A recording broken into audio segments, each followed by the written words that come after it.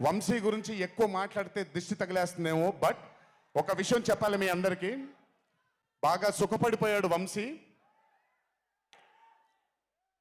త్వరలోనే ఒకటి చేయబోతున్నాం.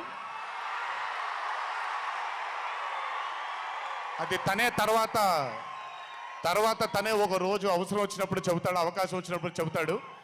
కానీ ఆ సినిమా చేసిన రోజు మాత్రం వంశీ ప్రొడ్యూసర్గా ఆ సినిమా చేసిన ప్రెజెన్స్ ఇదంతా కూడా కాదండి. వంశీ ప్రొడ్యూసర్గా తన పేరు పడిన రోజు, ఆ చిత్రం మొదలుపెట్టిన రోజు మీ అందరినీ హ్యాండిల్ చేయమని తను వదిలేయబోతున్నాను. నాకు సంబంధం లేదు. మీరు తిట్టుకోవాలన్నా కొట్టుకోవాలన్నా వంశీ ఇన్ఛార్జ్ మీకు.